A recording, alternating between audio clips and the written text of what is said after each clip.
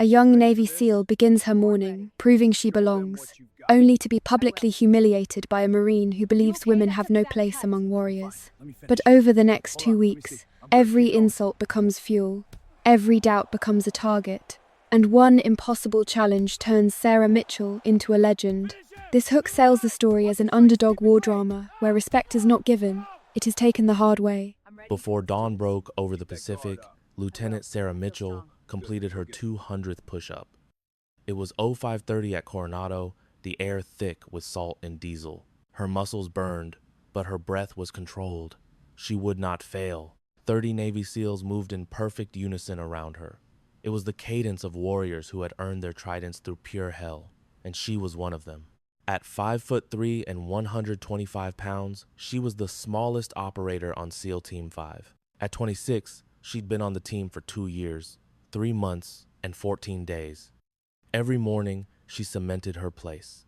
Time. Master Chief Robert Turner's command cut through the morning quiet. Recovery, stretch, move. Sarah rose fluidly, no tremble in her limbs. She knew weakness bred questions, questions bred doubt, and doubt created body bags. The team stretched, silent and professional. This was her tribe. These men saw her survive Hell Week and earn her spot. Then the buses rolled in, carrying a challenge that would test her foundation and threaten her entire career in just 2 weeks. Before we go on, make sure you subscribe and ring the bell, and drop your city in the comments below. Now, back to the action. 3 OD green transports rumbled past the gate, bearing the United States Marine Corps insignia. Sarah felt the air charge instantly. The relationship between SEALs and Marines was a tense brotherhood built on respect and a fierce rivalry. The buses hissed open, unloading 6 male Marines with the unmistakable swagger of force recon. It was the confidence born from leaping from functional aircraft as a daily routine. Mitchell knew the type. Her father was one. The lead Marine, Bennett, was 6'2", about 195, with a jaw cut from stone and Staff Sergeant chevrons. Master Chief Turner approached with an extended hand. Master Chief Turner, welcome to Coronado. Bennett's handshake was firm, his eyes raking over the assembled SEALs. His gaze stopped on Sarah for 2 seconds, a sneer forming on his lips. His next words would light a fuse. Staff Sergeant Marcus Bennett, Force Recon. His voice boomed. My team is here for 2 weeks of joint training. Outstanding, Turner said, gesturing to the SEALs. My team is ready to go. We'll run combined ops, share TTPs, and build cohesion. Bennett's gaze locked back on Sarah, a mix of contempt and amusement on his face. All of your team? The question dripped with doubt. Sarah recognized it immediately. She'd faced that same tone from boot camp through every single training evolution. The skepticism was a constant companion. Bennett turned to his squad, his voice rising.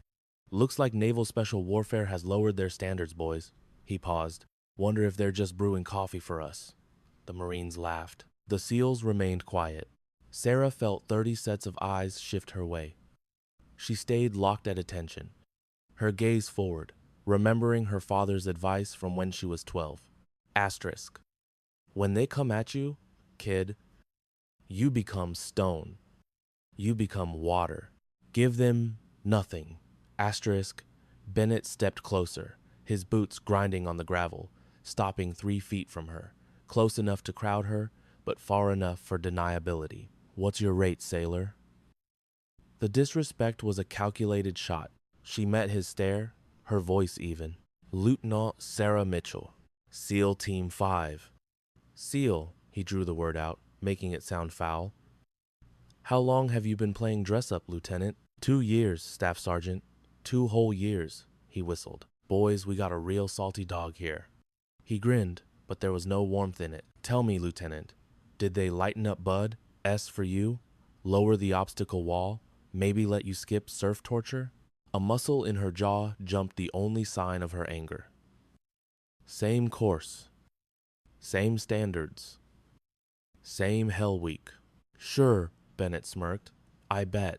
He then addressed the formation. I'm positive the Navy gave you the exact same test as the men. No political pressure, no diversity hires, no calls from DC. He leaned in, his voice a low hiss. Try not to cry, princess. It's only 2 weeks. The insult landed like a blow, her hands clenched into tight fists. Every instinct screamed at her to react, to wipe that smirk from his face. But she was stone. Water. Air. Yes, Staff Sergeant. Her voice was flat, empty. He held her gaze for 3 long seconds before turning away to face the Master Chief. My Marines are ready to go, Master Chief, assuming this isn't a babysitting detail. Turner's face was a blank slate, a skill learned over 32 years of service. We're here to train, Staff Sergeant. Let's get your team settled. The formation broke apart. The Marines headed for the barracks as the SEALs dispersed. Sarah stood her ground until she was alone, then walked toward the beach. She needed a run. She didn't know that Bennett had just started a countdown to the most perilous night of her career. It would be a night that decided if warriors were born or made. The next 12 days became a clinic in psychological warfare. During every op, every brief, every meal, the jabs from the Marines were relentless. At the range, Sarah was shooting quals, 40 rounds from 300 yards with iron sights in a 15-knot wind. She called her shots and squeezed the trigger between heartbeats, a technique her father taught her. 40 rounds, 40 hits, all dead center. A perfect group. Bennett watched from the tower. Must be nice when they move the targets closer for you. Bet hers is 10 yards in, his Marine snickered. Sarah cleared her weapon without a word, adding another mark to her mental ledger. Bennett had no clue what was building in her. Next was a 2-mile ocean swim in 62-degree water, full kit and a 50-pound ruck. She'd grown up in these waves, learning to embrace the Pacific's frigid bite during Hell Week. The cold was an old ally. She hit the sand 8 minutes before the next man, breathing hard but controlled. No shivering. Bennett was on the beach, waiting. You caught a lucky current. Probably helps being small, less drag. Sarah wrung the seawater from her hair. Yes, Staff Sergeant. After that, it was live fire runs in the kill house. This was the most dangerous training, where one mistake sends someone home in a flag-draped casket. Her team cleared 6 rooms, hit 42 targets with 0 friendly fire incidents, all in 93 seconds. It was a flawless run. Bennett reviewed the tape. Anyone can shoot paper. It's different when the targets shoot back. His corporal, a man named Garcia, nodded. Women aren't wired for combat. It's biology. When it goes sideways, instinct takes over. 15 feet away, Sarah was cleaning her rifle. She heard it all and said nothing. But Garcia had just signed up for a lesson he could never imagine, and in 3 days, he'd regret it. The gym was full of operators from both branches, the floor covered in crash mats. The SEAL combatives instructor, a salty chief, called for 2 volunteers. I need a grappler and a striker. We're demonstrating integrated techniques. I volunteer Lieutenant Mitchell. Bennett's voice cut through the noise. The gym fell silent. Sarah saw his cold smile. Come on, Lieutenant, show us what these new SEAL standards are all about. The instructor started to object. Staff Sergeant, no disrespect, Chief. This is cross-branch integration, right? So let's integrate, Bennett pointed to his man. Corporal Garcia, here is a 3rd-degree Taekwondo black belt. He'll go easy. Garcia, 5'9" and about 170, stepped forward with the same smirk. I'll be gentle, ma'am. Sarah looked at the instructor. His expression confirmed it was a setup. It was a setup, pure political theater meant to break her. He offered a slight nod. Your move. Sarah stepped on the mat. No ritual, no warm-up, just pure motion. All right, the instructor said. We'll do a light demo. 20% speed, pure technique. Nah, that was Bennett's voice. Let's see some real-world shit. Full speed, full contact. Let's see what a SEAL is made of. The entire gym went dead silent. 60 operators, watching, waiting. This wasn't training. This was the final argument Bennett had been making for 12 solid days. Women don't belong in the teams. The instructor glanced at Sarah. You good with that, Lieutenant? Sarah squared up on Garcia, reading his posture, his balance, the forward tilt of a kicker, the relaxed shoulders of a striker who thinks he's already won. Her dad's voice echoed in her head. They always tell you how to lose, kiddo. You just gotta listen. Yes, Chief. Full contact works for me. What unfolded in the next 18 seconds would detonate a shockwave through the gym, sparking a challenge that would push Sarah to her absolute limit. Garcia's smirk grew wider. He bounced on his toes, all loose confidence, already picturing his highlight reel kick. The instructor let out a sigh. Okay, standard rules.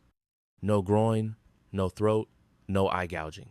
Fight's over on a tap, a verbal stop, or my call. He looked from one to the other. Touch gloves. Keep it clean. Their gloves met. Sarah's hand seemed fragile against Garcia's. Ready? The instructor chopped his hand down. Go. Garcia charged instantly. A jab to test range, then a spinning back kick, straight out of a Taekwondo manual. It was fast, a picture-perfect strike. It would have been a showstopper. But Sarah was gone. She'd read the weight shift, seen the pre-spin telegraph in his hips. He was committed to the spin. There was no bailing out now. She slid inside his kicking arc, his own momentum throwing him past her. Garcia landed off balance, searching for a target that had vanished. Sarah was already behind him. She hooked his lead ankle with her instep, a simple trip that weaponized his own forward energy. Garcia's expression shifted to panic as his world tilted. He hit the mat hard, his back smacking the canvas. Sarah was on him, dropping into side control. He was sharp, immediately trying to bridge and buck to make space. But Sarah had already isolated his arm, her legs cinching around his neck and shoulder in a flawless arm triangle. His free hand came up, shoving at her face the textbook, predictable defense. Sarah used the push, rolled them both over, and came up in full mount on his chest. The choke deepened, her shoulder driving into one side of his neck, his own shoulder sealing the other. The carotid arteries pinched shut. The lights were going out. Garcia's eyes bulged. He thrashed, he pushed, he bucked. It was useless. His face flooded with red, then deepened to purple. He tapped. A frantic, 3-slap tattoo on the mat. Sarah broke the hold instantly, rolling off and getting to her feet as Garcia choked and coughed. 18 seconds. The gym was a tomb. You could hear dust motes settling. Sarah offered Garcia a hand. After a beat, he took it, and she helped him up. Good fight, Corporal. Garcia rubbed his neck, his gaze fixed on her. A flicker of something new respect was in his eyes.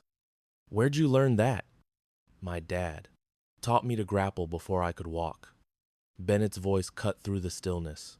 Lucky, one word, dripping with contempt. Anyone gets lucky once. The spell broke. A wave of murmurs rippled through the onlookers. The instructor stepped in, about to end it. But then Master Chief Turner emerged from the shadows. Sarah hadn't even noticed him, had no idea how long he'd been there. Turner's face was all hard angles and granite. His eyes, sharp at 62 years old, locked onto Bennett like a targeting laser. You got a point, Staff Sergeant, Turner said, his voice low. Once is luck, Bennett's smug grin returned. That's what I'm saying. How about 6 times? The gym went quiet again. What Turner said next would force Sarah to wager her entire career on a single, impossible night. Turner strode to the center of the mat. Every man there knew his story. Master Chief Robert Turner, a living legend, got his trident in 1982, fought in every shithole from Grenada to Afghanistan. He'd trained 3 generations of SEALs. When he spoke, God himself took notes. You got 6 Marines, Staff Sergeant Bennett, Lieutenant Mitchell, here is 1 SEAL. Turner's voice was quiet but filled the space. Odds seem a little skewed, don't you think? Bennett's confidence wavered. Master Chief, I don't. Here's what I think. Turner pivoted, addressing the room. We got 2 weeks of joint ops left. The mission is unit cohesion, but I'm sensing some questions about standards, about who belongs here. He turned back to Bennett. So let's settle it. An exhibition. Lieutenant Mitchell versus your entire fire team. 1-on-1. 6 straight fights, full contact, no time limits. The gym blew up, voices crashed over each other, the SEALs looked shocked, the Marines looked hungry. Sarah's heart hammered her ribs. 6 consecutive fights. She'd never done that. Never trained for it. Bennett snapped out of his surprise, a predatory gleam in his eyes. What are the stakes, Master Chief? Turner's smile was a razor blade. Lieutenant Mitchell wins, you write a formal, public apology to every woman on this base. It goes in your permanent record. Bennett's jaw set like concrete. And if she loses, she requests a transfer, out of Team 5, out of Spec War. Sarah felt the blood drain from her face. Her career, everything she'd bled for since she was 13 years old, all bet on one night. 1 week to prep for 6 fights that would define her life or end it. That week became a masterclass in exhaustion. 4:30 a.m. sharp. Turner outside her door, a black coffee in one hand, and a look that promised today would be harder than yesterday. He wasn't wrong. This wasn't PT. It wasn't even SEAL conditioning. It was something else. 5-minute rolling sessions against a fresh opponent every time. Again, Turner commanded, you're fighting 6 men, 2 minutes rest. Get used to fighting on empty. Sarah had 30 seconds between rounds. 30 seconds to gulp water and force her lungs to work. 10 rounds. 50 minutes of non-stop war. Her muscles were on fire. Her mind was thick with fatigue. 10 more. Sarah made it through 7 before she threw up. Turner handed her a bottle, gave her exactly 60 seconds. Again, by day's end, she'd done 25 rounds, over 2 hours of it. Her body was just a map of bruises held together by sheer will. But Turner was just warming up. Day 2 was about her father's system. Turner opened the old notebook to page 15. Small joints snap before big muscles fail. Fingers, wrists, knees, fast, efficient. Move on. No flare, no wasted energy.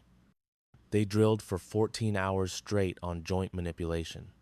Turner's hands were her targets. She learned to see every joint as a lever, a weak point, a system designed to break under precise pressure.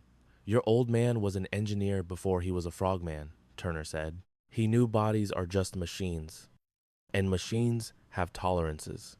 Sarah's hands performed the movements thousands of times, isolating a finger, hyperextending a wrist, learning the exact angle of failure by feel. Pain is a signal, Turner coached. You attack a joint, you're hijacking their whole system. Their brain has one job: stop the signal. Everything else goes out the window. They become a slave to the pain. By the end of day 2, Sarah could feel the mechanics of a human body in her hands. She knew its breaking points.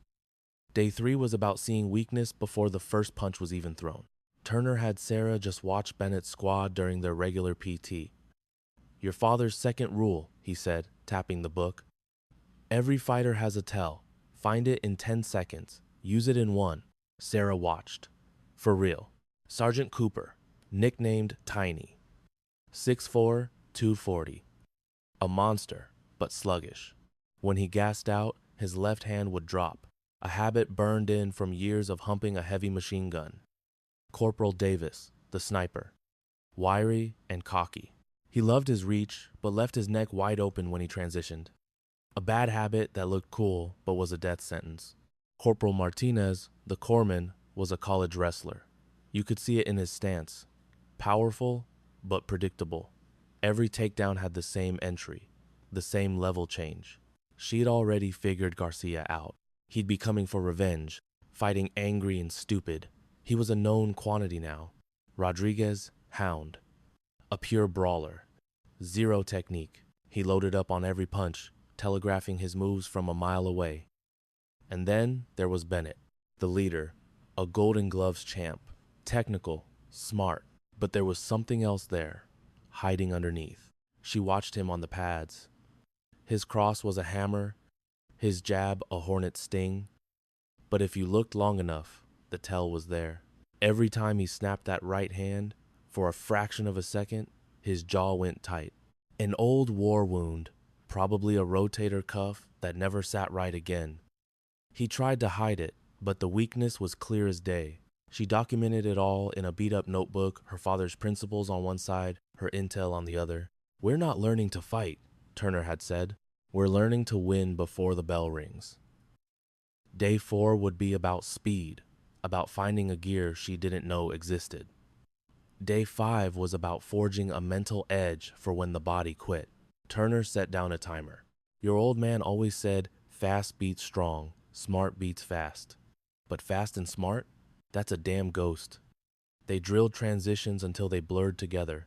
Guard passes, sweeps, submissions, a constant, flowing chain. No resets.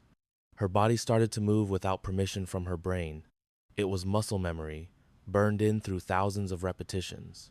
He moves left, you're already right. He shoves, you're already pulling him off balance. He thinks he's got you trapped, you're already smoking the wind. Turner ran her through transition drills for 8 hours straight until she moved like water, impossible to hold. Speed isn't about moving quick, Turner grunted. It's about not being where the punch lands. He had her sit, eyes closed, war game every single fight. See the win, feel it. Your brain can't tell the difference between a real scrap and a vivid rehearsal. We're giving your mind 6 victories before you even step on the mat. She saw Garcia's telegraphed spin kick, Davis leaving his neck exposed, Martinez's predictable takedown shot, Rodriguez's wild haymaker, Cooper's lazy left hand, Bennett's bum shoulder. She played out 6 wins, 6 different ways. The body follows where the mind has already gone, Turner said. More importantly, when you're sucking wind and everything hurts, your mind will remember winning. It's been here before. Days 6 and 7 were for recovery, but they also carried the weight of her father's final entry, the words that would have to hold her together when Saturday night tried to tear her apart, just barely. Turner made her do an easy 20 laps in the pool, letting the cold Pacific leach the ache from her muscles. Then, ice baths for 20 minutes, massage, fuel, and sleep. Fights tomorrow, Turner said that night. Body needs rest. Mind needs to be a razor. Tonight, you read. He handed her the notebook, open to page 83. Your dad's last entry. Wrote it the week before shipping out to Afghanistan.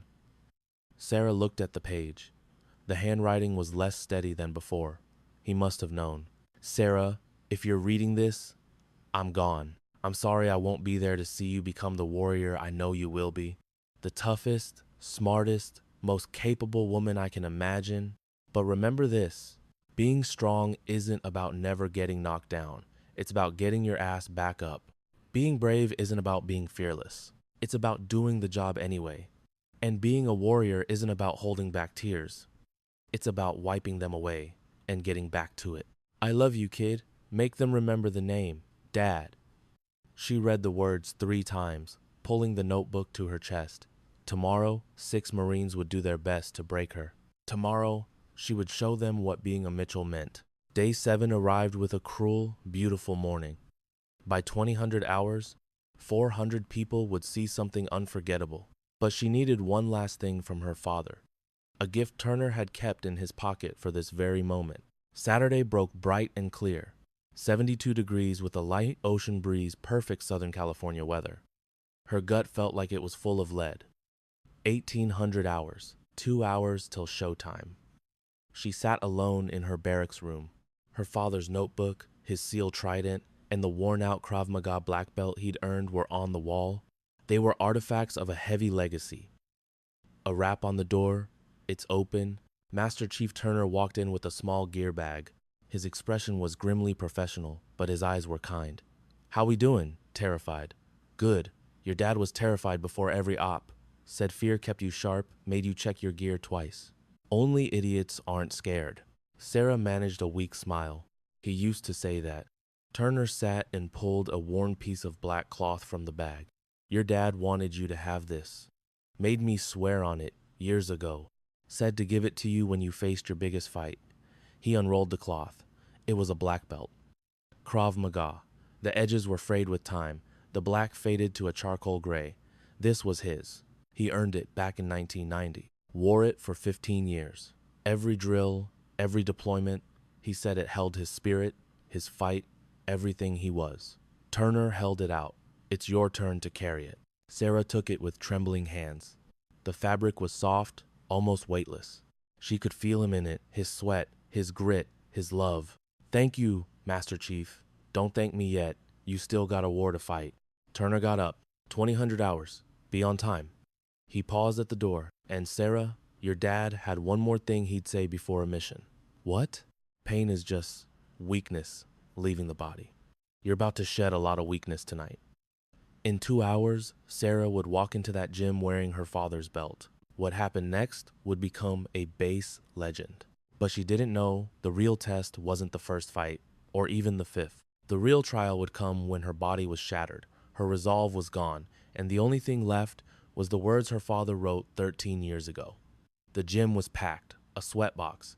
Every SEAL, every Marine, officers and enlisted alike, 400 people crammed into a space built for 200. In the center, a regulation ring sat under the harsh lights. The base commander had made it a sanctioned event. Sarah came in a side entrance. She was in standard PTs, black shorts, gray t-shirt, no jewelry, no distractions. Just her father's black belt tied at her waist. The noise in the gym dropped. A low hum of whispers started up. Master Chief Turner was already in her corner. He'd put together a proper team, 2 SEALs as her cornermen, with water, towels, and a med kit. Sarah climbed through the ropes. The canvas felt solid, real. This was happening. Across the ring, Bennett and his Marines were laughing, looking loose and confident. Garcia was shadowboxing. Davis was stretching. Martinez and Rodriguez were bumping fists. Cooper, the short, stocky one, was cracking his massive knuckles. Bennett locked eyes with Sarah and mouthed 2 words. Try crying. Sarah's face was a stone mask.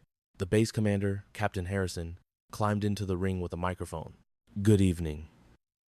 What you are about to see is an exhibition match, sanctioned under regulations for hand-to-hand combat.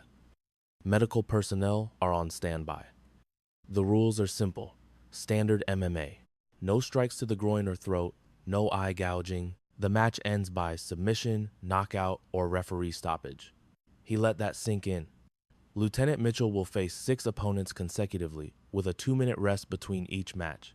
The fighting order is by rank, from lowest to highest. Harrison looked at Sarah. Lieutenant, do you accept? Yes, sir. Staff Sergeant Bennett, do your men accept? Yes, sir. We can't wait. Then, let's begin. First match, Lieutenant Sarah Mitchell versus Corporal Diego Garcia. The crowd went wild. Sarah walked to her corner. The next 25 minutes would decide her fate. What she didn't know was that Garcia had spent a week plotting his payback, and he had a nasty surprise waiting for her. Turner put his hands on her shoulders. Remember what we drilled. Fast beats strong. Technique beats size. You've already done this once. He'll be emotional this time. Good. Angry is sloppy. You stay cold, stay technical, end this fast. You've got 5 more after him. Sarah nodded, taking a deep breath, willing her heart to slow down. Corporal Garcia stepped into the ring, shirtless. He was all lean muscle, a taekwondo tattoo on his ribs. He bounced on the balls of his feet, an animal ready to spring. The referee, a senior SEAL, brought them to the center. I want a clean fight. Protect yourselves. Touch gloves. They did. Her hands looked impossibly small. Ready. The ref's arm chopped down. Fight! Garcia rushed forward, feinting a jab and a low kick to set up his spinning back kick. Sarah saw it coming. She had replayed this exact moment 100 times in her mind. The spin was beautiful, fast, clean, powerful. She stepped inside the arc of the kick, letting his own momentum swing him past her. Garcia finished the spin slightly off balance. Sarah simply hooked his lead leg, a basic sweep that used his own forward energy against him. Garcia hit the mat with a loud thud. Sarah dropped into side control instantly. Garcia tried to bridge and roll to make space, but Sarah had already trapped his near arm, her legs cinching around his neck and shoulder. An arm triangle choke. It was exactly like their first fight, but this time it was tighter, faster. There was no hesitation. Garcia's eyes went wide. His free hand slapped desperately against her shoulder. She used his push to reverse him, landing in full mount on his chest. The choke sank in deeper. Garcia's face flushed crimson, then turned a deep purple. He slapped out 3 urgent taps on the canvas. Sarah broke the hold and rose. Garcia sputtered, gasping for air as the crowd went wild. 15 seconds, 1 down. But her own breathing was already ragged. Turner saw what the spectators missed. Winning once was easy. The real war was surviving 6 consecutive bouts as exhaustion mounted. Garcia staggered from the ring, one hand on his bruised throat. Sarah watched him go, her breath already steadying, her heart rate settling back into its rhythm. Turner pressed a water bottle into her hand. Sip it. 2 minutes evaporates. The chill of the water was perfect. Her eyes swept over the 400 onlookers. Some were stunned, others electrified. The SEALs were ecstatic. The Marines were quieter, their certainty shaken. Bennett's confident smirk had started to crack. The ref barked, "Time!" The rest was over. Next up, Lieutenant Mitchell versus Lance Corporal Rodriguez. The man they called Hound came through the ropes with a murderous glare. This would be the true test. Her disciplined technique against his raw, unrestrained ferocity. They called him Hound for a damn good reason. 6'1", 200 pounds of pure aggression. His arms were covered in ink. His nose was a crooked testament to past brawls. He didn't showboat. He stalked to the center of the ring like a predator. "Ain't personal, ma'am," he grunted as they touched gloves. "Just a job." "I understand," she replied. The referee backed away. "Fight!" Rodriguez charged instantly, a storm of pure rage with no technique. He threw a wild right hook meant to take her head off a fight ender. She'd watched his training all week. She was ready. Every one of his punches had the same massive, telegraphed windup. It was powerful but hopelessly predictable. She stepped inside the attack, feeling the breeze as his fist flew past her shoulder. His own forward momentum threw him off balance, and she moved with him, turning his force into her weapon. It was a classic judo throw. Her hip acted as the fulcrum, his mass as the lever. Pure physics. Rodriguez was airborne before he could process it, his eyes wide with disbelief. He slammed onto the canvas, the impact driving the air from his lungs with a loud grunt. She heard him wheeze, but the man was tough. He was already trying to scramble back to his feet to get back to striking distance. She gave him zero room. As he got to his hands and knees, she mounted his back, her legs cinching his waist as an arm snaked around his throat. The rear naked choke was textbook. His neck was trapped, the carotid arteries compressed, starving his brain of blood. He grabbed her forearm with an iron grip, trying to pry it loose. He was far stronger, but raw power was useless against perfect technique. The lock was absolute. Her angles were perfect. No amount of muscle could break the hold.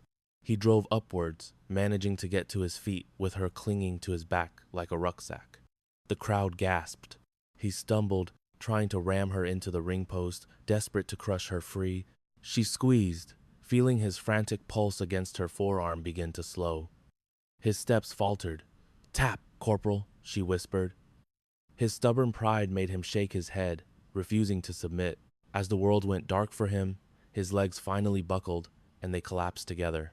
She held the choke with disciplined control, knowing precisely when to let go. His body went slack. The referee dove in, frantically waving his hands. "Stop! He's out!" She released instantly, moving clear as the corpsman rushed into the ring. Rodriguez was unconscious, his face purplish but his chest rising and falling. The crowd was dead silent. This wasn't a sport now. It was dangerously real. She had choked a man out. What she wasn't admitting was that her body was already failing, with 4 more opponents waiting. 30 seconds on, his eyes fluttered. Confusion gave way to awareness. He looked at her, a flicker of respect in his eyes before shame took over. They helped him away. When Sarah stood, her legs felt like lead. That second submission had cost her dearly. That fight had been harder work. Turner steadied her. "Perfect technique. But you're gassed. Drink up. Sit." She dropped onto the stool, her arms humming with lactic acid. 4 more men, each tougher than the last. "Stay in this fight," Turner ordered. "Don't worry about the next 4, just the next one." "Time!" the ref shouted. Lieutenant Mitchell versus Corporal Brian Martinez. The wrestler stepped in, confident he wouldn't make the same mistakes as his teammates. But Sarah had studied his film for 3 days. She knew his one fatal flaw. Martinez entered, built like a brick house at 6 feet and 185 pounds. She'd seen his college-level wrestling, explosive takedowns and suffocating pressure. But thousands of hours of training had etched predictable patterns into his muscle memory. His plan was simple: shoot, take her down, and grind her out with his weight. Sarah stood, pushing past the fire in her legs. They touched gloves. Good fight, ma'am, he said respectfully. But this is my round. We'll see, Corporal. Fight. Martinez was patient, circling. He knew she was dangerous and that rushing in was a fatal error. He probed for an opening to shoot. She mirrored his movements, watching his hips for the dip that would signal a takedown attempt. 30 seconds passed in a tense standoff. The crowd was getting restless. Martinez threw a fake jab, then dropped low, shooting for a perfect double-leg takedown. It was fast and powerful, but she'd anticipated it, spotting the slight shift in his weight a half second before he moved. That was all the time she needed. She sprawled, driving her hips down and kicking her legs back to become dead weight. His takedown stalled. As his hands grabbed at empty air, she circled behind him, taking his back while he was still on the mat. But Martinez was a technician. He immediately tried to turn into her to escape. She read the move, locking a body triangle around his waist that he couldn't break. He defended well, hand fighting to protect his neck. Since the choke was blocked, she switched tactics. She controlled his posture, pulling his head back to expose his face. Then she began delivering short, firm punches from the back mount, strikes designed not to knock him out, but to force a mistake. They were legal and effective. 1, 2, 3, 4 strikes landed cleanly. When Martinez covered his head, he exposed his neck. She shot her arms in for the choke, but he tucked his chin tight. It was good defense, so she threw more punches. 5, 6, 7. His arms grew heavy as he burned through his stamina trying to defend. The referee watched intently, ready to intervene if the defense became mere survival. The strikes were relentless. Then, his guard dropped for a fraction of a second. The ref was on them in a flash. Stop! TKO! The fight was over at 2 minutes and 8 seconds, 3 down. She was halfway through, but her shoulders were on fire and her legs felt like concrete. The toughest opponents were still to come. The ref had done his job. Martinez was furious with himself for his mistakes. Sarah helped him to his feet. Good match, Corporal. Your wrestling is top-notch. Not enough, Martinez said, shaking his head as he left the ring, and Sarah returned to her corner. Splash her. Towel. 3 down. Halfway there. You feeling it? Gassed. No sense lying. Good. Own that pain. They're tired watching. You're tired fighting, but you're on top. Stay there. Sarah slumped down. Her shoulders screamed. Her legs were cement. 3 bouts, maybe 8 minutes of war pure, violent, controlled output. She'd never faced this. Never fought 3 trained men back to back. They'd war-gamed it, but the gym ain't the field. Reality was sucking wind, knowing 3 more hard chargers wanted to break her. Her mind flashed to her dad in Mogadishu. 4 hostiles, 11 minutes. Cracked ribs, a popped shoulder, and a rattled brain. He endured for 11 minutes. She had to last maybe 15, maybe 20. No choice. The ref called time. Next up, Lieutenant Mitchell versus Corporal Ryan Davis. Davis stepped in with a striker's swagger. Smooth, sharp, the best pure martial artist in the squad. He wouldn't rush. He'd make Sarah come to him. In her depleted state, that was a death sentence. Davis moved in with a sniper's caution. 5'11", 180 pounds. Lean, fluid, a Muay Thai specialist. Sarah had scouted him hard. He was smart, technical. This would be a real scrap, not some quick tap out. Davis was near her weight class, a legit fighter who'd just seen 3 teammates fall. He knew her game. They met center ring, touched gloves. His face was a mask of focus. Respect, ma'am, but I'm not going down like them. I know. Fight. Davis opened in a classic Muay Thai stance. Hands high, elbows tucked, perfectly balanced. No wasted motion, just pure professional calm. Sarah circled, guard up, watching his eyes, his shoulders, his hips for tells. Davis snapped a low kick to test her. She checked it. The crack echoed in the gym. He threw another. She checked it again.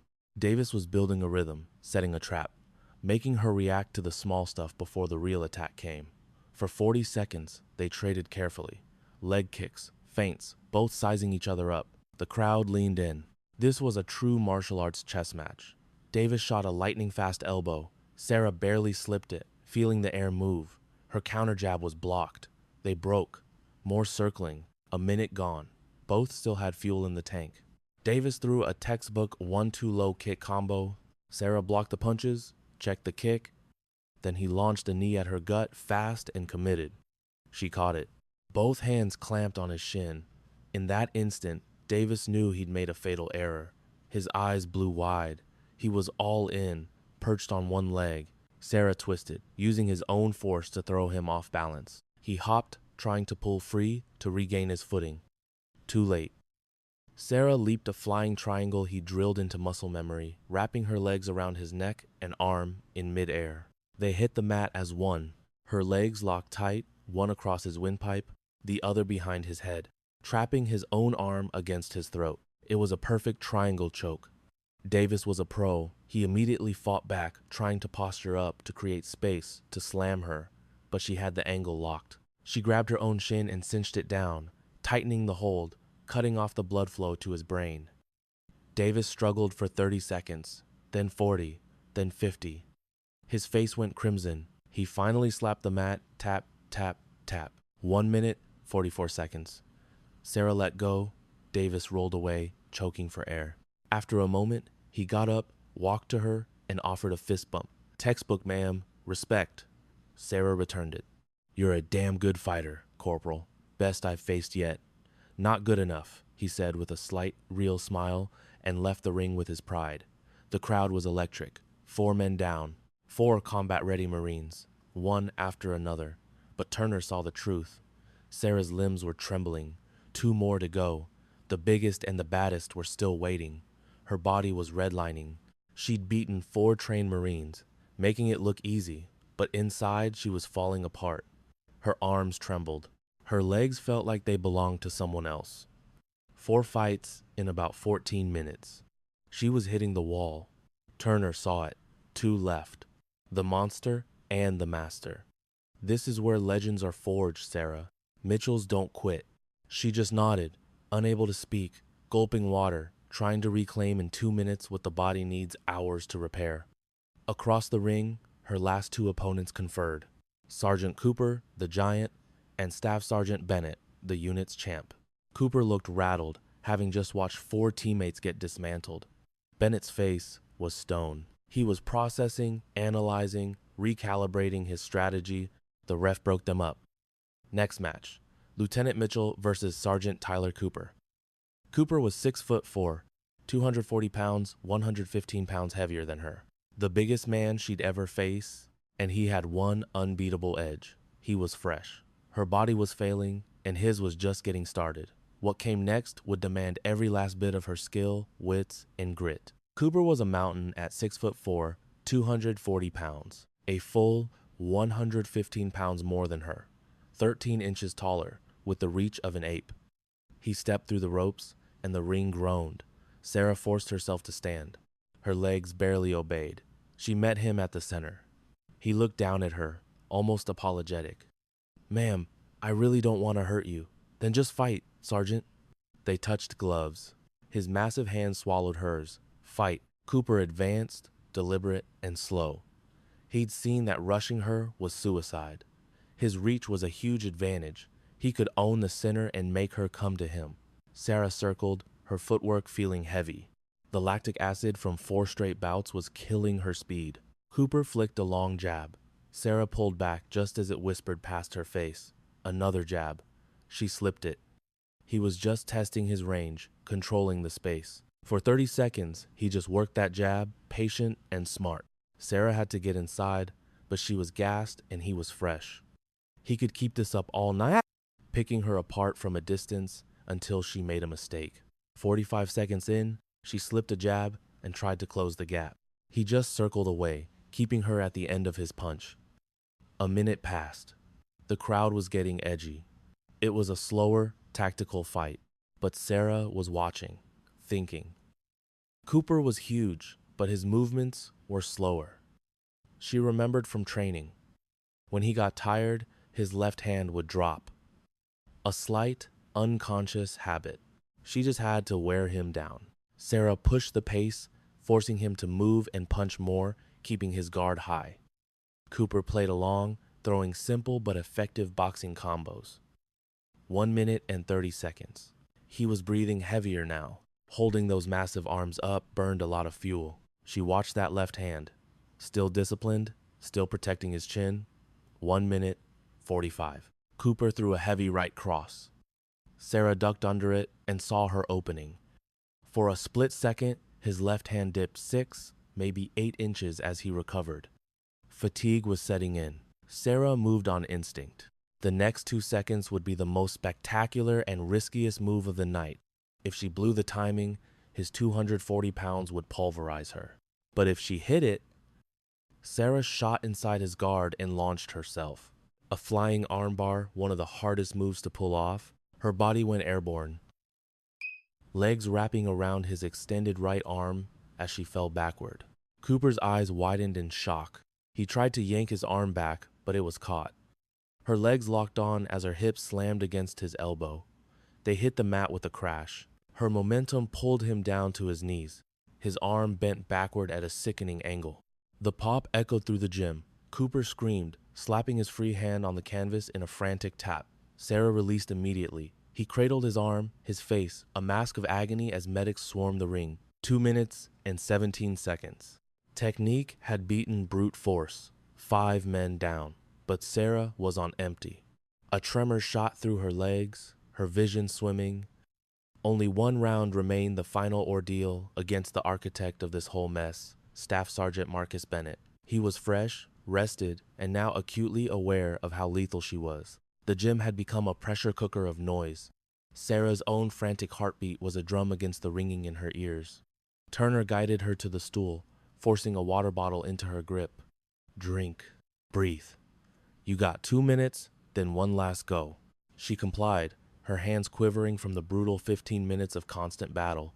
Every lesson from her father, every drill with Turner, had proven its worth. The Phantom Protocol worked, but the final test was here. Staff Sergeant Marcus Bennett, 6'2", 195 pounds of Golden Gloves champion. He was undefeated and hadn't broken a sweat. He'd spent the last 20 minutes studying her, dissecting her every move. Sarah glanced over. Bennett was warming up, his face a mask of cold calculation. The initial arrogance was gone, replaced by a warrior's appraisal. He knew he'd made a mistake in underestimating her. This one wouldn't charge him blind. He'd fight smart. Medics helped Cooper out of the ring, his elbow a wreck. She'd been precise, releasing the hold the instant he tapped. As they passed, Cooper gave a short, sharp nod, a gesture of pure, hard-earned respect. The ref checked on her.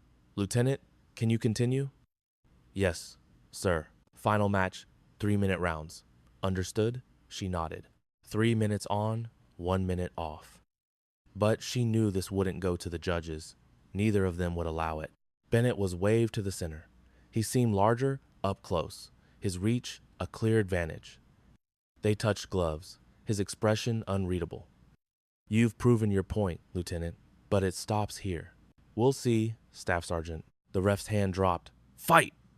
The next 6 minutes would drag Sarah past pain, past exhaustion, into a primal place where only the warrior's will to win survived. It was her heart against his. Bennett was no brawler. He started with a classic boxing stance, snapping a jab to test her range. Sarah slipped it, then another. He was a machine, building a rhythm, searching for an opening with disciplined form. This was a chess match of violence. She circled, desperately trying to manage her dwindling stamina. After 17 minutes of combat, she was running on fumes. He pressed with a crisp 1-2. She blocked the first shot. The cross clipped her shoulder with stinging force. He followed with a hook. She ducked under it, driving in for a takedown. Bennett sprawled perfectly, shoving her back to striking distance. 30 seconds in, he was running the show. A 4-punch combo came next. The final hook cracked against her ear, and her vision exploded in a flash of white. He smelled blood in the water. Another flurry came. A jab split her lip. She tasted blood. 1 minute down. She was a step behind, her body refusing to obey. He threw a straight right. She slipped and landed a low kick to his lead leg. He ate the shot, unfazed, and fired a cross that snapped her head back. She was losing badly. Losing this meant losing it all her career. her father's entire legacy. Then Turner's voice echoed in her head, "When you're broken, that's when you show them who you really are." 2 minutes gone, another clean combination landed. Her right eye was closing, her lip pouring blood. 2 minutes and 30 seconds. He jabbed, she slipped, and there it was, the opening. His right shoulder dipped for a split second, a flicker of weakness from an old injury. But she was too slow. The bell screamed, 3 minutes. End of round 1. She practically fell onto the stool. "He's winning," she rasped. "I can't get near him." "Yes, you can," Turner insisted. "You saw him favor that shoulder. Stop boxing. Get inside and make him grapple." "I'm too tired." "Then get tired on top of him. Get tired while you're choking him out." He grabbed her chin. "Your father fought for 11 minutes. You've fought for 20. This is the fight they'll talk about. Make it count." The buzzer sounded. She rose on unsteady legs and met Bennett at the center. He looked untouched. Round 2. Fight! He moved in with the same surgical precision, the same unwavering control. But she was done playing his game.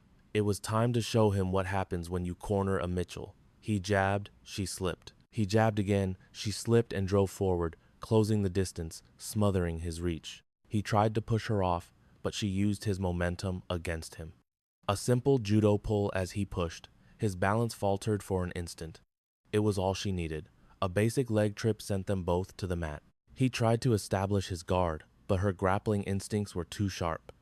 She passed immediately to side control. He bucked and tried to scramble up, but she moved with him, fluidly taking his back as he turned. She was in her world now. Bennett was face down, Sarah locked onto his back with a body triangle.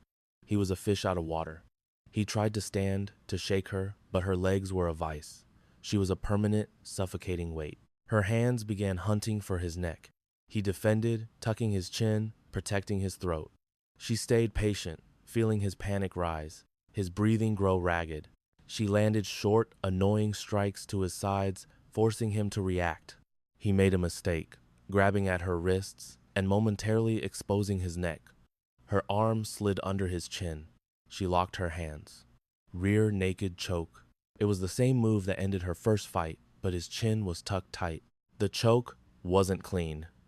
She squeezed anyway, the pressure on his jaw excruciating. For 30 seconds, it was a war of inches. Then, frustrated, he used both his hands to try and pry her arm away.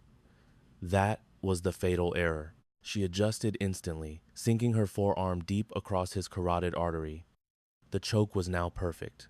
His eyes widened in shock. It was too late. He had maybe 10 seconds left. She could feel his frantic pulse against her arm. Bennett refused to tap, his pride blinding him to the end. The same arrogance from the beginning. 5 seconds. His struggles became weak and clumsy. 3 seconds. His body went limp. The ref dove in, waving his arms. "Stop! He's out!" Sarah released the hold. Bennett crumpled to the canvas, unconscious. The entire gym erupted in a deafening roar.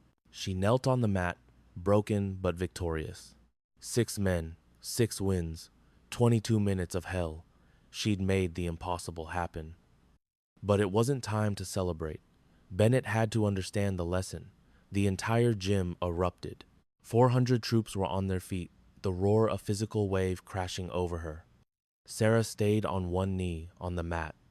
Her legs wouldn't obey. She was completely gassed, having spent every lesson, every principle, every last shred of will. 6 bigger, stronger grunts, and she'd put every one of them down. The corpsman brought Bennett around.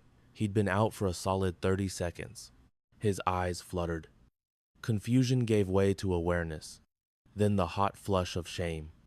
He saw Sarah, still 10 feet away. Their eyes locked. In that quiet space, something shifted. Understanding, recognition, respect. Her legs shaking, Sarah stood and offered a hand. His pride warred with his honor. Honor won. He took her hand and let her pull him to his feet. The crowd roared louder, the SEALs chanting, "Phantom! Phantom! Phantom!" Sarah raised his hand with hers, a warrior's gesture. The noise died down a little. He leaned in, his voice a low rasp. I was dead wrong. Sarah just nodded. I know. How? Because you're still on your feet. Most guys would have tapped. You went out on your shield. That's a warrior, Staff Sergeant. Gender has nothing to do with it. His eyes glistened on the edge. Try not to cry, Princess. My own words. A small smile touched her lips. Blood colored her teeth from a split lip, her right eye swelling shut. And here I am, winning. The ref raised her arm high. It was official, documented before 400 personnel. She had done what they all said couldn't be done, proved her father's creed, technique over strength, intelligence over size, and heart over everything. Master Chief Turner climbed through the ropes and pulled her into a fierce hug. Your old man is watching, kid, and he's proud as hell. The feelings finally hit her. The pain, the exhaustion, the emotion, but no tears.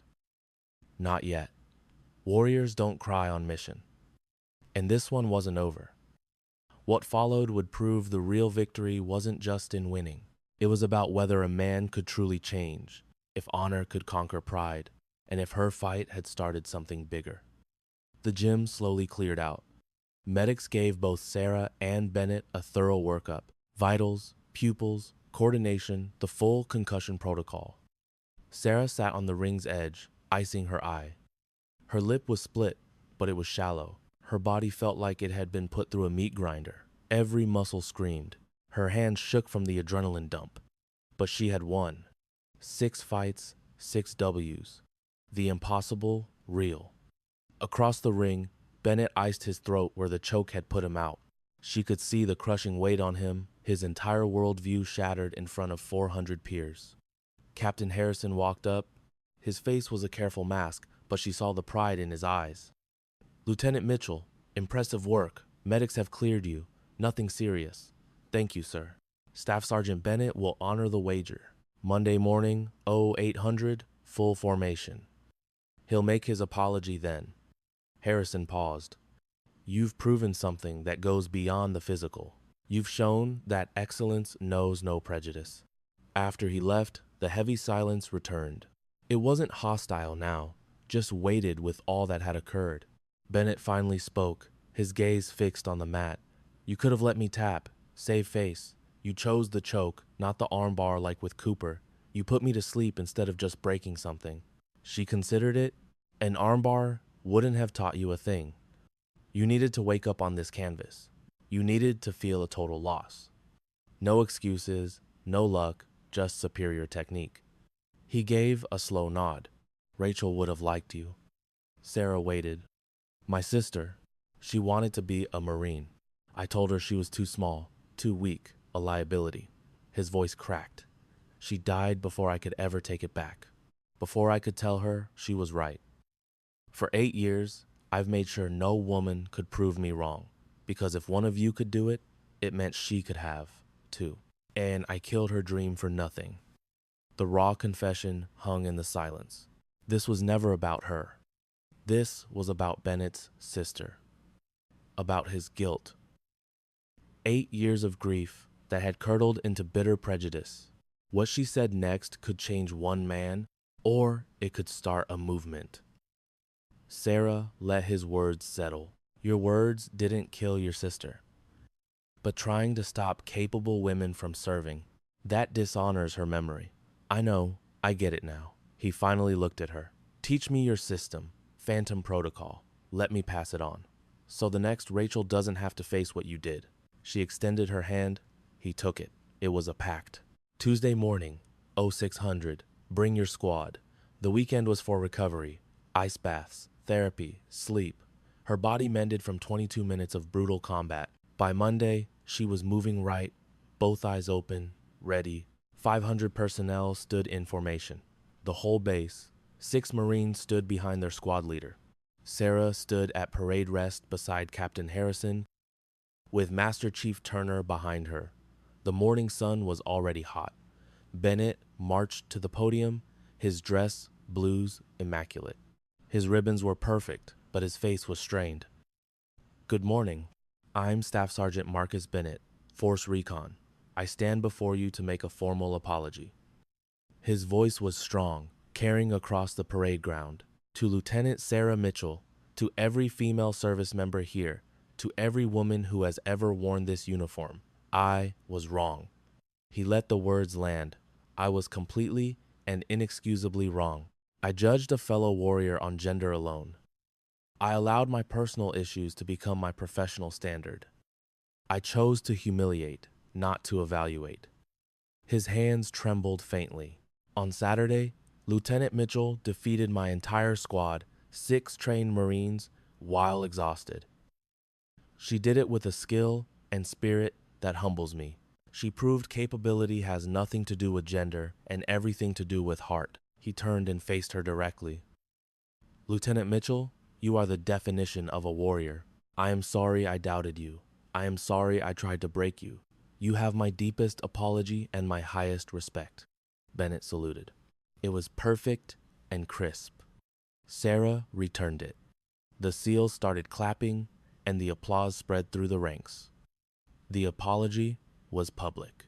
But what came next would show if words led to action, if prejudice could become partnership, and if this victory would echo beyond this one fight.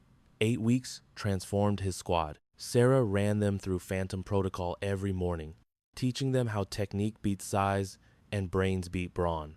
Bennett became her sharpest student, obsessed with the principles behind the moves. He needed to understand the why it worked, how it worked. An unexpected thing happened. They became friends, the kind forged in conflict and sealed by respect earned in blood and sweat.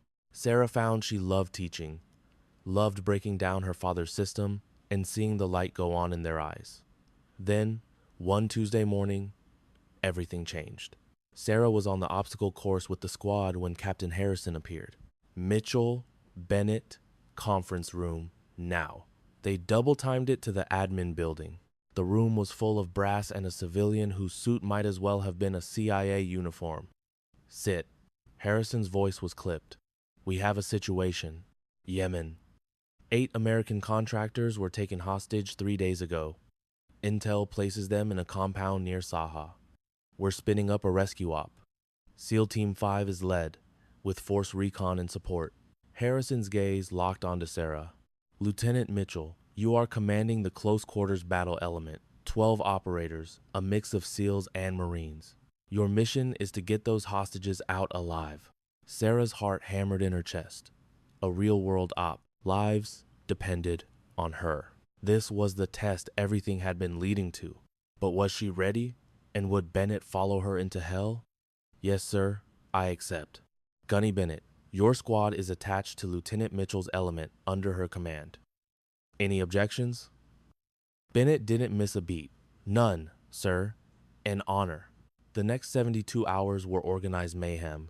Intel dumps, gear checks, rehearsals. Sarah architected the op using every lesson she'd ever learned. Sarah was on the deck of the USS Winston Churchill as dawn broke. Master Chief Turner met her at the rail. He'd pulled favors to be there for this. Your old man stood on a deck just like this before Mogadishu, Turner said.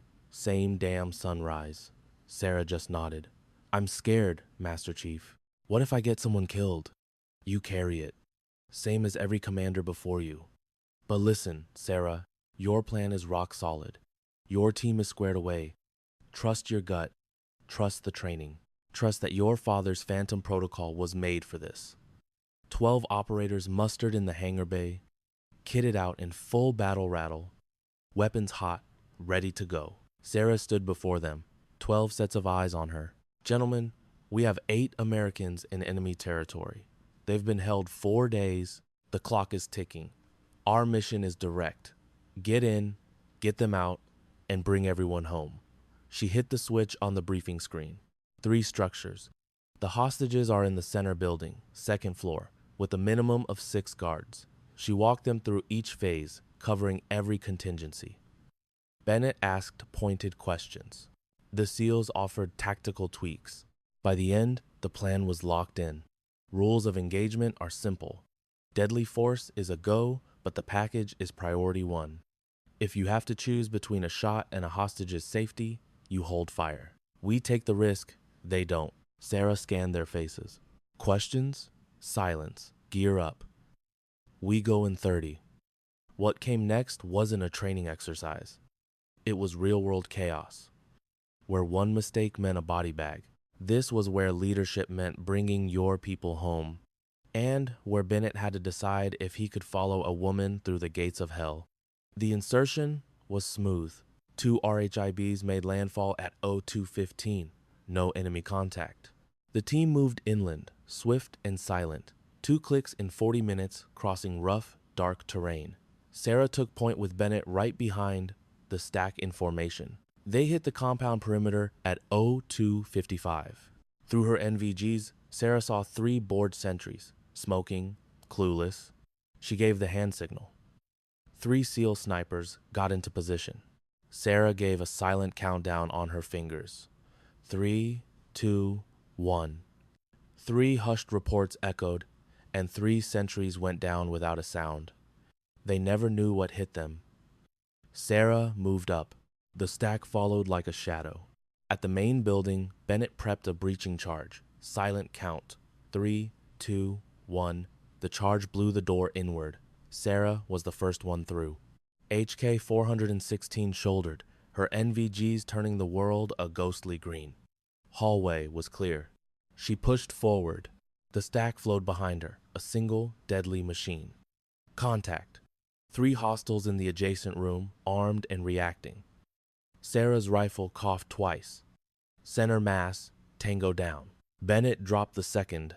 A SEAL took out the third. 7 seconds flat, 3 threats gone. They kept pushing. Stairs. Sarah led the way up, slow and deliberate. A fatal funnel. But they had no other choice. At the top, another hall, angry Arabic voices. Sarah's window was closing fast. She moved quickly, cleared the hall, found the locked door. Bennett used the shotgun. 1 blast to the lock and the door flew open. 8 Americans were inside, bound but alive. Sarah's team swarmed in, cutting restraints, assessing injuries, and pushing them to the exit. Then, gunfire erupted from downstairs. The compound was hot, mission blown, move. The hostages were on their feet, terrified, but they could run. The team hurried them to the stairs. Bennett and 3 Marines provided rear security, laying down suppressive fire. Halfway down the stairwell, Sarah saw it, a hostile rounding the corner, weapon coming up. She fired first, a double tap. Threat down. Keep moving. Ground floor. The front door was 60 feet away, but the courtyard was a kill zone, lit by muzzle flashes from at least 15 tangos. The front was a death trap. Back door. Bennett, find it. He and his Marines broke off. Sarah and the SEALs held their ground, making every shot count. Then Bennett's voice. Clear path to exfil. Move! They executed a fighting withdrawal, hostages in the middle, operators on the perimeter. They burst through the back door into the darkness beyond the compound's lights. Sarah's team was built for this chaos. The enemy wasn't. They ran 2 clicks toward the beach. The hostages, driven by fear, kept pace. A mile out, the world exploded. Muzzle flashes from a ridgeline, at least 15 hostiles with heavy weapons. A PKM machine gun ripped into the ground around them. Sarah's team was pinned. And that's when it all went wrong. The kind of wrong that forges leaders or breaks them. The team hit the dirt and returned fire, but they were trapped. Bennett saw it first. A small depression in the terrain, a route to flank the ambush position. Hayes, we're flanking, he yelled over the comms. Give us 30 seconds of cover. Roger that. Sarah switched her rifle to full auto, the SEALs joining in. Bennett and 4 Marines moved like ghosts, fast and low. They got behind the enemy line. The muzzle flashes shifted as Bennett's team engaged from the rear. The ambush collapsed, caught in a deadly crossfire. Bennett's team neutralized the remaining threats with cold efficiency. Then Sarah heard it, his voice strained. I'm hit.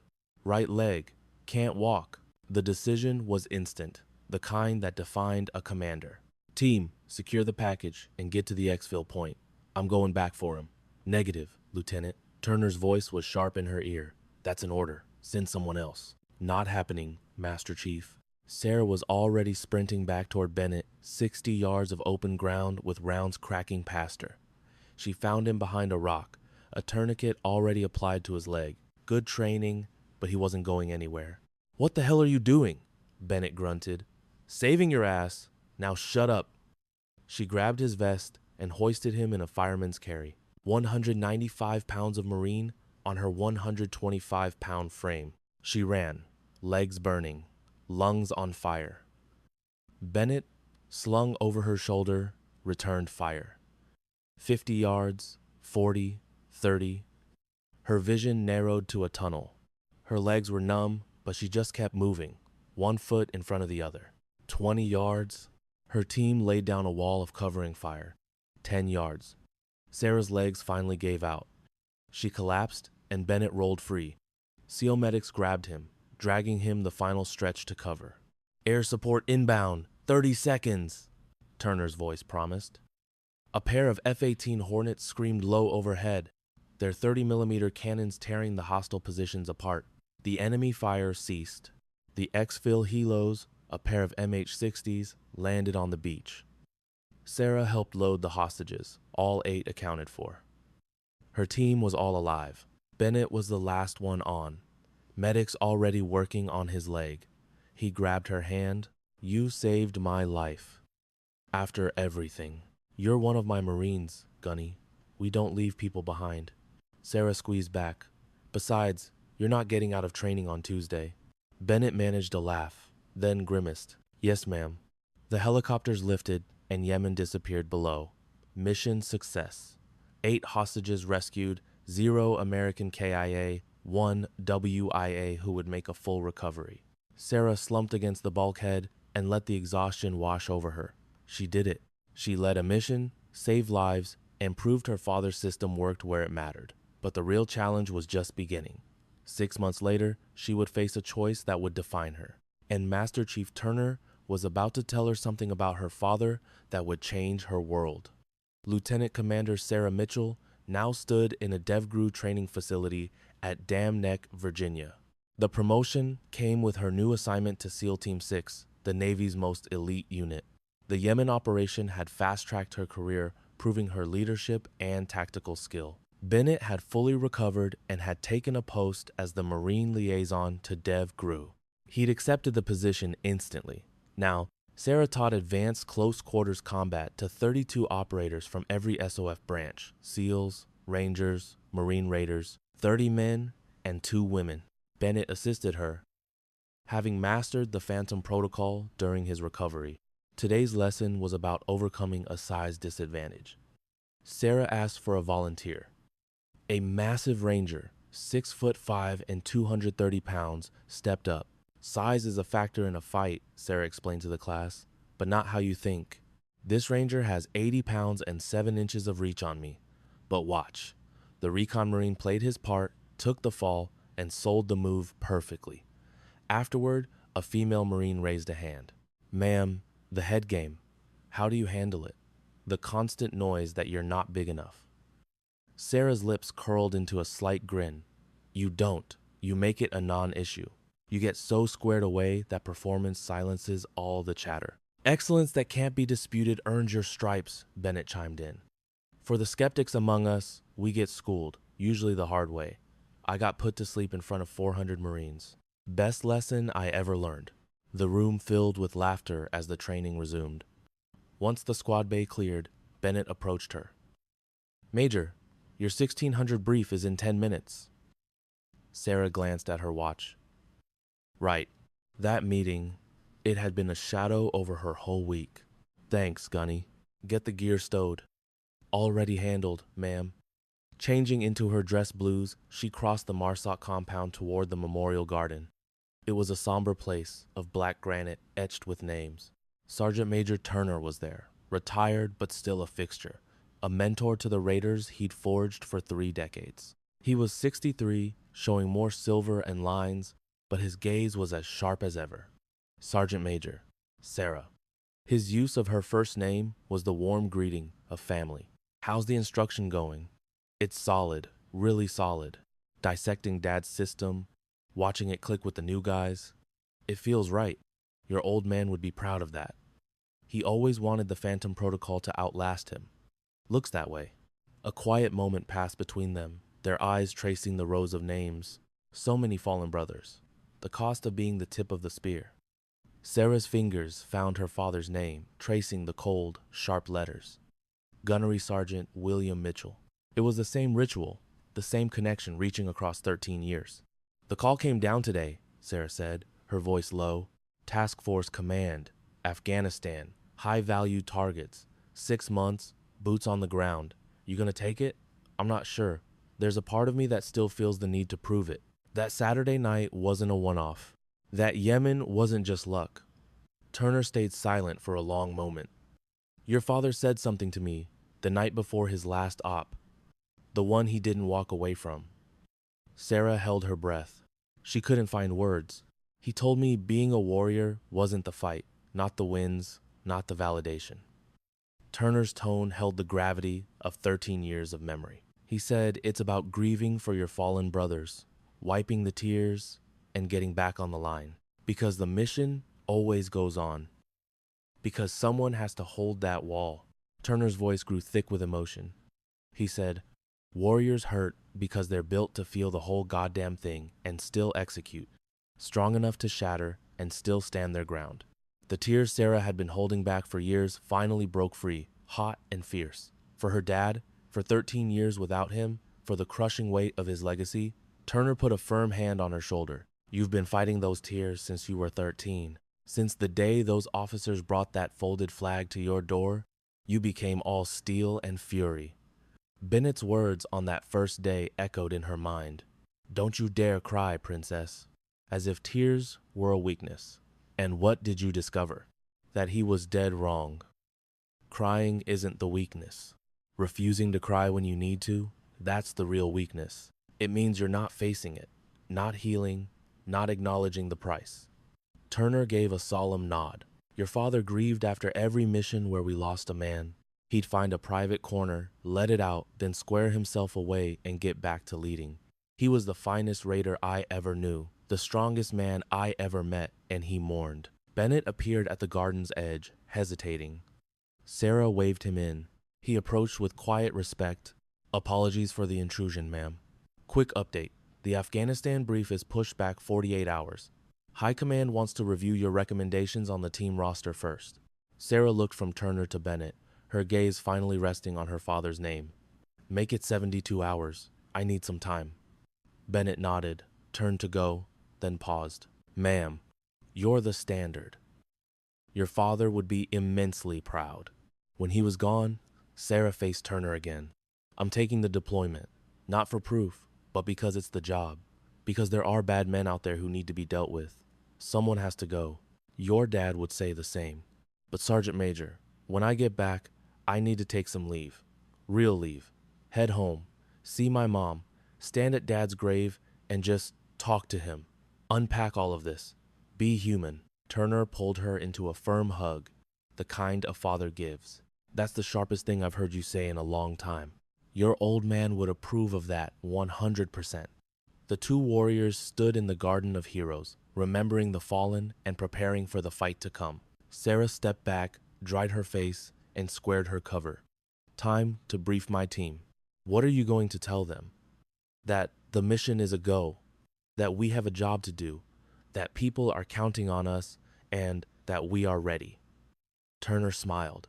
Your father had one last thing he always said before a mission. And that was, try not to cry, kid. But if you have to, you do it after the objective is secure. Tears are for when the fight is over. Then you get your head right and get back to work. That's what being a warrior is. Sarah started for the briefing room, Bennett falling into step beside her. Staff Sergeant, I appreciate you being willing to learn, to change your perspective. Ma'am, thank you for showing me what right looks like. You saved my life in Yemen. I'm in your debt. You owe me nothing. But if you want to square it, help me train the next generation. Make sure skill is the only thing that ever matters. Deal. They arrived at the briefing room where 12 raiders were assembled, the team she would lead into the mountains of Afghanistan, warriors who would follow her into hell because she had earned their trust time and time again, until any doubt was erased. Sarah stood before them, thinking of her father, of Turner, and of the journey that brought her to this moment. Gentlemen, we have 6 months of hard work in front of us. Let's get down to how we're going to get it done. The brief commenced, plans were laid, and contingencies were war-gamed, the meticulous work of warriors. Later that night, in her quarters, she sat with her father's journal, his trident pin, and the frayed black MC map belt he'd earned. These were the relics of the legacy she now carried. She reflected on the trials, on Bennett's change of heart, on Yemen, and on the deployment ahead. A single thread tied it all together, her father's belief in what she could be. Sarah took out her own journal and began to write. Dad, 13 years back you gave me the Phantom Protocol. Tonight, I'm making an addition. Because the system is more than just a set of techniques. It's a philosophy. And your most important lesson was this. Warriors aren't defined by avoiding the fall. We're defined by getting back on our feet. We aren't defined by suppressing our tears. We're defined by wiping them away and finishing the mission. You said, try not to cry. But you also demonstrated that grief doesn't make us weak. It makes us human. And a human who chooses to fight despite the pain, that is a warrior. I'm taking a team into Afghanistan. We will hunt our enemies, rescue the innocent, and do the hard work. When I return, I'll visit your grave and tell you everything. Until then, know this. You built something that will outlive us all. The Phantom Protocol is not just mine anymore. It belongs to Bennett. It belongs to every Marine I train. It's for every warrior who learns that skill eclipses strength, wits, beat, size, and spirit conquers all. Thank you for making me ready, for having faith, for creating a system that proves competence knows no gender. I love you, I miss you, and I will honor your legacy. Sarah, she placed her notebook next to her father's. 2 generations of warriors, 2 volumes of wisdom, 1 enduring lesson. Real strength isn't about being unbreakable. It's about accepting the breaks and choosing to heal, to rise, and to fight on. 3 weeks on, Sarah was on a C-17 out of Andrews. Bennett and her team were with her, steeled for 6 months of operations. As the aircraft climbed out of Virginia Beach, she felt the smooth metal of her father's dog tags, a constant touchstone to his legacy and love. A young Marine across the aisle noticed, "Are those your dad's, ma'am?" Yes, he was a Raider. KIA in Afghanistan, 2011. I'm sorry for your loss, don't be. He went out doing what he loved, watching his team's back, serving the Corps. Sarah offered a small smile. He taught me everything I know about this life. The most critical lesson being that try not to cry is about timing, not toughness. Ma'am, warriors mourn. We just pick our moments. We grieve after the mission is complete, after the job is done, when we've earned the space to feel what we held back. Sarah glanced at her team. Then we square ourselves away and prep for what's next. Because the job is never finished. The war goes on, and someone has to stand that line. The young Marine nodded, a look of deep understanding on his face. Sarah leaned back and closed her eyes. In 6 months, she would be stateside, take that leave, see her mom, and stand over her father's grave. She would let the tears fall and process it all. But right now, there was a mission. A team that relied on her, enemies that needed finding, and people who needed saving. For now, she was Major Sarah Mitchell, Marsoc Raider, a Phantom Warrior, and her father's daughter. She had finally understood the truth. Warriors do cry, for the fallen, for the cost, for the pieces of themselves they leave on the battlefield. Because only those who have been broken know what it takes to stand whole. They grieve, they dry their eyes, and they get back to the fight. Not because they were ordered to be tough, but because it is who they are. If this story resonated with you, ensure you're subscribed with notifications active and let me know which city you're tuning in from.